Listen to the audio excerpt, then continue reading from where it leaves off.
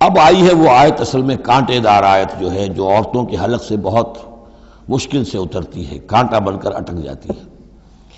الرجال قوامون علی النساء، یہ تمہید تھی ساری، ایک سورہ بقرہ میں تمہید آ چکی تھی، علیہن لہن مثل الذی علیہن بالمعروف وللرجال علیہن درجہ، یہ کہہ کے بات چھوڑ دی۔ آگے آئے لا تتمنوا ما فضل اللہ بعضهم علی بعض، اور مزید اس کے لیے ذہنی جو ہے تیاری کر دی۔ اب آ رہی ہے وہ چیز جو چبھنے والی چیز ہے، الرجال قوامون علی النساء، مرد عورتوں پر حاکم ہے۔ یہ میں ترجمہ زور دے کر رہا ہوں۔ یہ قامہ جو ہے، قامہ جب علا کے ساتھ آئے گا تو کچھ اور معنی ہوں گے، قامہ بے کے ساتھ آئے گا کچھ اور معنی ہوں گے۔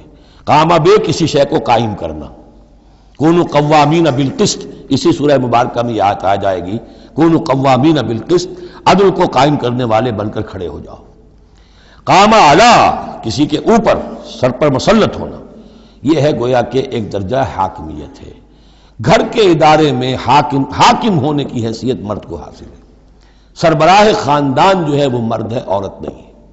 عورت کو بہرحال اس کے ساتھ ایک وزیر کی حیثیت سے کام کرنا ہے، یہ ہے اس کا اصل رول۔ اسی لیے میں بیان کر چکا ہوں کہ وہ جو نسیان کا معاملہ تھا، اللہ تعالیٰ نے اس کے اندر چونکہ یہ سیکنڈ رول پلے کرنا ہے اسے یقیناً اس کے جذبات کو تو زیادہ ٹھیس پہنچنے کا امکان رہے گا۔ آدمی کو، ہر انسان، مرد بھی چاہتا ہے میری بات چلے، عورت چاہتی ہے میری بات چلے۔ اب آخر کار کس کی بات چلے گی؟ یا تو دونوں کسی طریقے سے کسی مسئلے میں متفق ہو جائیں، اور عورت جو ہے بیوی اپنے شوہر کو دلیل سے، اپیل سے جس طرح قائل کر لے تو معاملہ ٹھیک ہو گیا۔ اب اگر نہیں ہو رہا معاملہ تو اب کس کی رائے چلے گی؟ مرد کی رائے چلے گی۔ تو کس کو اس سے ایک صدمہ پہنچے گا؟ عورت کو پہنچے گا۔ لیکن اس صدمے کا ہی جو ہے انفلوئنس، اس کو کم کرنے کے لیے سیفٹی والو، نسیان کا مادہ اللہ تعالیٰ نے عورت میں زیادہ رکھ دیا۔ اسی لیے پھر اس قانون شہادت کے اندر ایک مرد کی جگہ 2 عورتوں کو وہاں پر اس کا نصاب رکھا گیا۔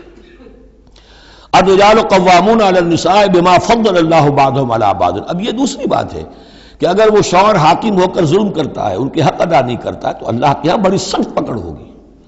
یہ تو دوسری بات ہے بالکل۔ لیکن یہ کہ جو قانون ہے اسلام کا وہ یہی ہے کہ یہ اختیار دیا گیا، اب آپ اس اختیار کا غلط استعمال کر رہے ہیں، آپ اس کو ظلم کا ذریعہ بنا رہے ہیں، تو اس کی سزا اللہ تعالیٰ کے ہاں آپ کو مل جائے گی۔ بما فضل اللہ بعضهم علی بعض، بسبب اس فضیلت کے جو اللہ نے بعض کو بعض پر دی ہے، وبما انفقوا من اموالہم، اور بسبب اس کے کہ جو وہ خرچ کرتے ہیں اپنے مال۔ اب دیکھیے یہ خرچ کرنے کا معاملہ اسلام میں شادی سے شروع ہو گیا۔ شادی مرد کی بھی ضرورت ہے، عورت کی بھی ضرورت ہے، لیکن مرد مہر دیتا ہے، عورت مہر وصول کرتی ہے۔ تو جو خرچ کرنے والا ہے اب اس کی ایک حیثیت دوسری ہو گئی۔ پھر گھر میں اس کا نان نفقہ پورا جو ہے، اس کا خرچہ، اس کی ذمہ داری، اس کو سپورٹ کرنا شوہر کے اوپر ہے، تو اب وہ مال خرچ کر رہے ہیں۔ بما انفقوا من اموالہم، فالصالحات، تو نیک بیویاں کون ہیں؟ جو کہ ایک یوں سمجھیے قرآن کے نزدیک ایک عورت کا جو اچھا کردار ہونا چاہیے، ایک خاتون خانہ کی جو بہترین روش ہونی چاہیے، وہ یہاں 3 الفاظ میں آئی ہے۔ فالصالحات، نیک بیویاں، قانتات، ایک تو فرما بردار ہوتی ہیں، شوہروں کی فرما بردار۔ حافظات للغیب، غیب میں حفاظت کرنے والیاں، یعنی ظاہر بات ہے کہ مال ہے کسی کا تو گھر میں ہے، وہ تو کام پہ چلا گیا ہے، اب وہ کس کی حفاظت میں ہے؟ بیوی کی حفاظت میں ہے۔ اسی طرح اب بیوی کی جو عصمت ہے وہ در حقیقت مرد کی عزت ہے، اب وہ اس کی عزت کی حفاظت کرے اس کی غیر موجودگی میں۔ اسی طرح مرد کے راز ہوتے ہیں، سب سے زیادہ بڑھ کر جو ہے رازدان وہ تو بیوی ہوتی ہے۔ تو 3 اعتبارات سے حافظات للغیب، حافظات للغیب، غیب میں حفاظت کرنے والیاں، حفاظت کرنے والیاں شوہر کے مال کی، شوہر کے رازوں کی، اور شوہر کی عزت کی۔ بما حفظ اللہ، اللہ کی حفاظت سے، حفاظت ہے تو اللہ کی، لیکن جیسے رازق اللہ ہے لیکن کام تو انسان کو کرنا پڑتا ہے، رزق کمانا پڑتا ہے۔ واللاتی تخافون نشوزہن، اور وہ خواتین کے جن کے بارے میں تمہیں اندیشہ ہو جائے ان کے اندر سرکشی کا، ضد ہے، ہٹ دھرمی ہے، بات نہیں مان رہی ہیں، اپنی بات منوانی ہے، کسی نہ کسی طریقے سے گھر کی فضا خراب کی ہوئی ہے، یہ ہے نشوز۔ ذہناً تسلیم نہ کرنا کہ میری حیثیت جو ہے وہ بہرحال شوہر کے تابع دار کی ہے، اس کو اگر تسلیم نہیں کریں گے تو ظاہر بات ہے فرکشن ہوگی، اور فرکشن جو ہے اس کے نتیجے کے اندر وہ گھر کے اندر جو ہے وہ ایک فساد پیدا ہوگا۔ واللاتی تخافون نشوزہن فعظوہن، تو ان کو پہلے تو نصیحت کرو، واہجروہن فی المضاجع، دوسرے تنبیہ کے طور پر ان سے تعلق اپنے بستر علیحدہ کر لو، اور ان کے ساتھ وہ تعلق ذل و شو جو ہے کچھ عرصے کے لیے بند کر دو۔ وَاضْرِبُوهُنَّ، اس پر بھی ٹھیک نہ ہو تو انہیں مارنے کی بھی اجازت ہے۔ اس میں حضور نے جو روکا ہے وہ یہ ہے کہ چہرے پر نہ مارا جائے، اور کوئی ایسی مار نہ ہو جس کا مستقل نشان جسم پر پڑے۔ اب یہ چیزیں اللہ کا کلام ہے، اس کے اندر جو ہے کوئی ہمارے لیے کوئی جھجک نہیں ہے، معاشرتی زندگی کو ٹھیک رکھنے کے لیے اس کی ضرورت پیش آئے تو وہ بھی کرنی ہوتی ہے۔ فَإِنْ أَطَعْنَكُمْ، پھر اگر وہ تمہاری اطاعت کریں، فَلَا تَبْغُوا عَلَيْهِنَّ سَبِيلًا، تو اب ان پر خام خواہ کی زیادتی کرنا، پچھلے غصے نکالنا، بار بار جو ہے وہ اپنے غصے کا اظہار کرنا، یہ بھی ٹھیک نہیں ہے۔ ان اللہ کان علیٰ کبیرا، یقیناً اللہ تعالیٰ بہت بلند ہے، بہت بڑا ہے۔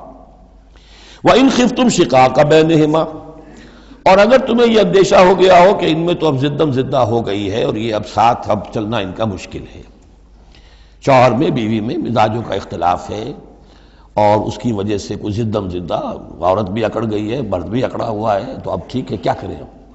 تو اس میں ایک کوشش کرنے کا حکم دیا پہلے، فَبَعْثُوا حَكَمًا مِّنْ أَهْلِهِ وَحَكَمًا مِّنْ أَهْلِهَا، تو ایک حکم مقرر کرو ثالث، لڑکے والوں میں سے، شوہر والوں میں سے، شوہر کے خاندان میں سے، اور ایک حکم جو ہے اس عورت یا لڑکی کے خاندان والوں میں سے۔ ان یریدا اصلاحا، اگر وہ دونوں چاہیں گے اصلاح، یوفق اللہ بینہما، اللہ تعالیٰ ان کے مابین موافقت پیدا کر دے گا۔ لیکن ان یریدا میں مراد دونوں ہو سکتے ہیں، یعنی ایک تو یہ کہ اگر واقعتاً شوہر اور بیوی جو ہے چاہتے ہیں کہ موافقت ہو جائے، ہوتا ایسا ہے کسی وقت جو ہے وہ نفسیاتی گرہ ایسی بن جاتی ہے کہ وہ بھی چاہتا ہے کہ معاملہ درست ہو جائے اور وہ بھی چاہتی ہے کہ درست ہو جائے، لیکن اب یہ کہ اب اس میں گرہ ایسی پڑ گئی ہے، مقطع میں آ پڑی ہے سکون دسترانہ بات، کہ اب اس میں کسی طریقے سے مسئلہ حل نہیں ہو رہا، تو حکمین آ جائیں گے تو وہ بات کو گرہ کھولیں گے، ادھر سے کچھ سنیں گے، ادھر سے سنیں گے، کچھ اس کی وضاحت ہوگی، ادھر کی وضاحت ہوگی تو ہو جائے گا۔ اور ایک یہ بھی ہو سکتا ہے کہ اس سے مراد حکمین ہوں، کہ اگر حکمین پوری سی کوشش کریں گے تو اللہ تعالیٰ ان کے مابین موافقت پیدا کر سکتا ہے۔ میرا رجحان پہلی رائے کی طرف زیادہ ہے۔ ان اللہ کان علیما خبیرا، یقینا اللہ تعالیٰ بہت علیم اور خبیر ہے۔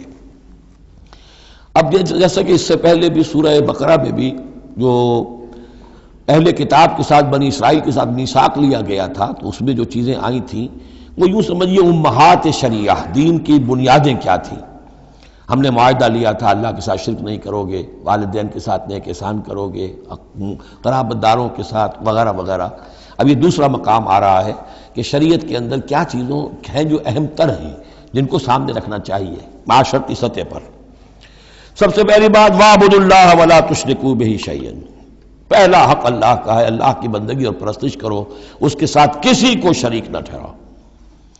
نمبر 2 وَبِالْوَالِدَيْنِ احسانا، یہ 4 مقامات قرآن میں ہیں جہاں اللہ کے حق کے فوراً بعد والدین کے حق کا تذکرہ ہے۔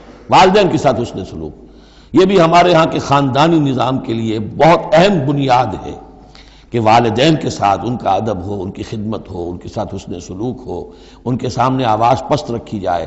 بڑی تفصیل سے سورہ بنی اسرائیل میں یہ بات آئے گی، لیکن یہ کہ یہ ہمارے معاشرے میں خاندان کے استحکام کی یہ بھی ایک بہت اہم بنیاد ہے۔ وَبِذِي الْقُرْبَىٰ، قرابت داروں کے ساتھ، وَالْيَتَامَىٰ وَالْمَسَاكِينِ، اور یتیموں کے ساتھ اور مسکینوں کے ساتھ، وَالْجَارِ ذِي الْقُرْبَىٰ، اور وہ ہمسایہ جو قرابت دار بھی ہو۔ پہلے عام طور پر محلے ایسے ہی ہوتے تھے، ایک ہی قبیلہ ایک جگہ رہ رہا ہے، رشتہ داری بھی ہے، ہمسائیگی بھی ہے۔ وَالْجَارِ الْجُنُبِ، اور اجنبی ہمسایہ بھی ہو سکتا ہے، جیسے آج کل شہروں میں ہوتے ہیں ہمسایہ اجنبی ہوتے ہیں۔